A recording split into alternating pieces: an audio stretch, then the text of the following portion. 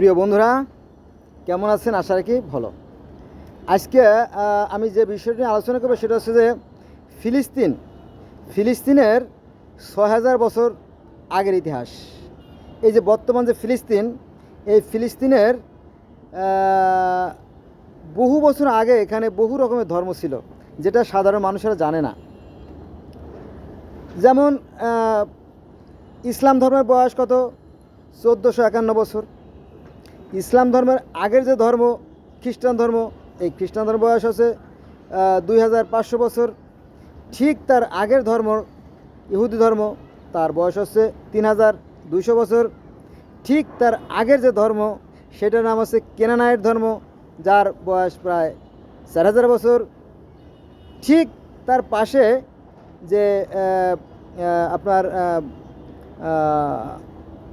Mesopotamia, অর্থাৎ বর্তমান যে ইরাক, এর পূর্ব নাম ছিল মেসোপটেমিয়া। আর এই মেসোপটেমিয়া যারা বসবাস করতো তাদেরও একটা ধর্ম ছিল। এটা হচ্ছে আপনার হজরত ইব্রাহিম আলাইহিস সালামের জন্মস্থান, সেখানেও একটা ধর্ম ছিল। তারপরে তারও আগে, অর্থাৎ ৫,০০০ বছর আগে বা ৫,৫০০ বছর আগে এই মেসোপটেমিয়ার আরেকটা ধর্ম ছিল, সেটা হচ্ছে আপনার পারসি ধর্ম। ঠিক আছে? তো যারা ধর্ম বিশারদ, যারা ধর্ম বিষয় নিয়ে বেশি বেশি গবেষণা করেন, তাদের মত হচ্ছে এই যে এই পারসি ধর্ম থেকেই পরবর্তীতে ইহুদি ধর্ম, তারপরে খ্রিস্টান ধর্ম, তারপরে ইসলাম ধর্মের জন্ম। আচ্ছা, তারও আগে প্রায় ৬,০০০ বছর আগেও কিন্তু এখানে ধর্ম ছিল।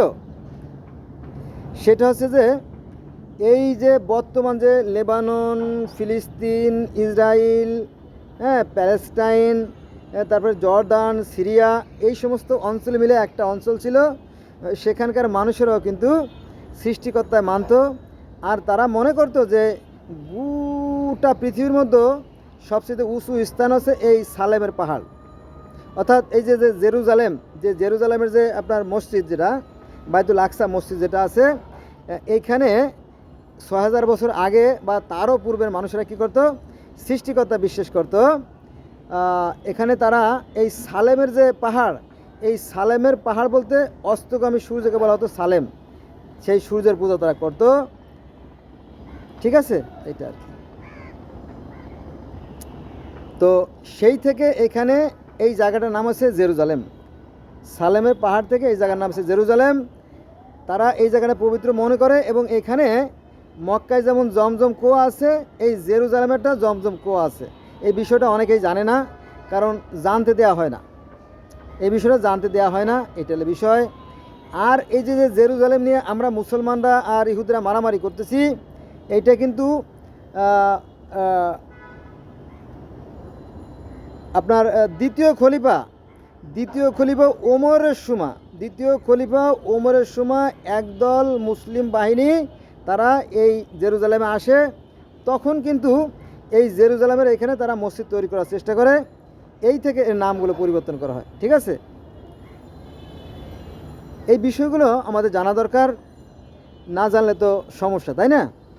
আচ্ছা, এবার আমরা আর একটু এগোয় যাই। যারা প্রত্নতত্ত্ববিদ,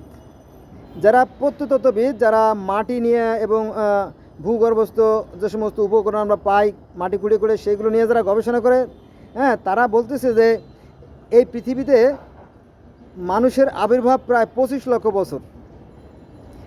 ২৫ লক্ষ বছর শুধু এখানেই শেষ না।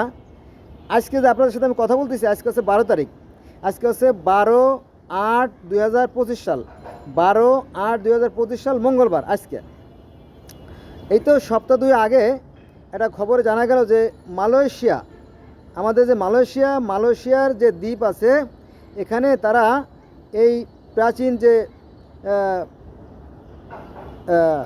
প্রত্নতত্ত্ব নিদর্শন, এগুলো তারা খুঁজে পেয়েছে, এবং এর সংখ্যা হবে প্রায় ৬,০০০-এর মতো। এটা হচ্ছে মানুষের ব্যবহৃত জিনিসপত্র, যেমন প্রস্তর যুগ, তারপরে নব্য প্রস্তর যুগ।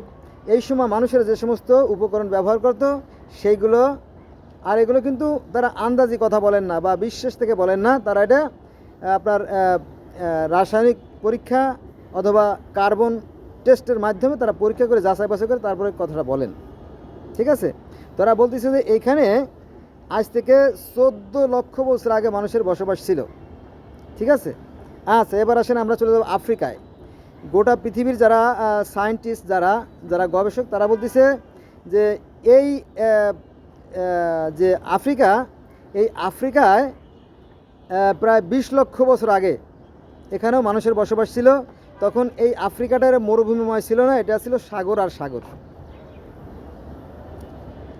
এটার একটা বাস্তব এবং যুক্তিসঙ্গত প্রমাণ হলো যে এই যে ডাইনোসর ছিল প্রায় 350 প্রজাতির, 350 প্রজাতির ডাইনোসর ছিল। আর এর যে ফলিজগুলো, এর যে কঙ্কালগুলো রয়ে গেছে, এইটা আপনি কীভাবে অস্বীকার করবেন বলেন? অস্বীকার কোনো উপায় আছে? কোনো সুযোগ নাই। আচ্ছা, শুধু এখানে কিন্তু শেষ না, আরও আছে। আমরা আরও পিছন দিকে যাচ্ছি। সেটা হচ্ছে যে যারা বিজ্ঞানী তারা বলতেছে এই পৃথিবীতে জীবের আবির্ভাব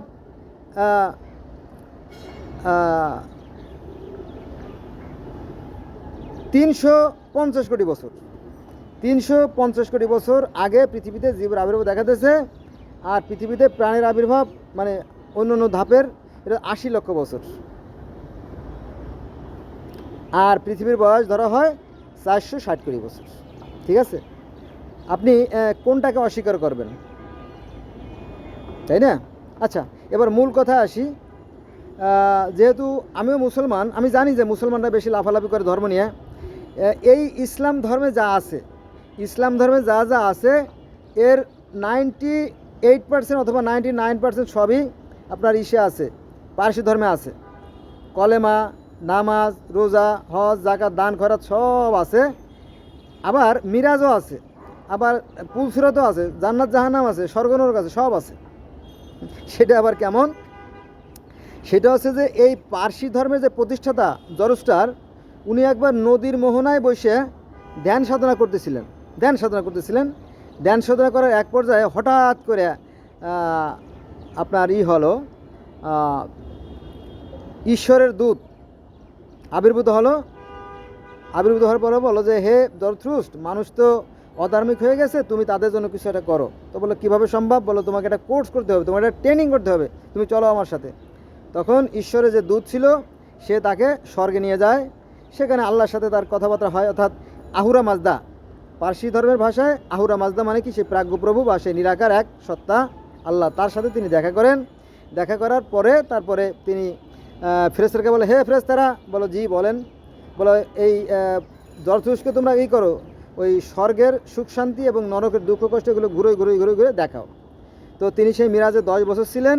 10 বছর থেকে স্বর্গের সুখ শান্তি, সেই হুর গেলেমান সব কিছু দেখে তারপরে তিনি 10 বছর পরে আবার যখন পৃথিবীতে আসলে তাকে একটা উঁচু পাহাড়ের উপর নামাই দেওয়া হয়েছিল। যেদিন তাকে উঁচু পাহাড়ে নামাই দেওয়া হয় তখন একটা অগ্নিবৃষ্টি হচ্ছিল, আলোর ফুলকি ঝরতেছিল আর কি। পরে তিনি আসার পরে তিনি মানুষকে হিদায়াত করেন। তারও 5 ওয়াক্ত নামাজ পড়ে, সকাল, দুপুর, সন্ধ্যা, মধ্যরাত আর প্রত্যুষে 5 বার তারা নামাজ পড়ে। কিন্তু আমাদের ইসলাম ধর্মে 5 ওয়াক্ত নামাজের কথা বলা আছে, বলা থাকলেও কিন্তু কোরআনে কিন্তু 5 ওয়াক্ত নামাজ নিয়ে অনেক দ্বিধা আছে, আলেমদের মধ্যে অনেক মতভেদ আছে, 5 ওয়াক্ত নামাজের কথা পাওয়া যায় না। ঠিক আছে, সেখানে আমি যাবো না, তর্কে যাব না। তো তারাও অর্থাৎ পারসি ধর্মের লোকেরাও আমাদের মতো নামাজের আগে তারা অজু করে, আমরা বলি অজু, আর তারা বলে প্রক্ষালন।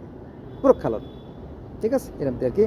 তো অনেক কথা একটা ভিডিওতে অনেক কথা বলা সম্ভব না। আজকে আমরা এই বন্ধু জানলাম। সবাই ভালো থাকবেন, আল্লাহ হাফেজ।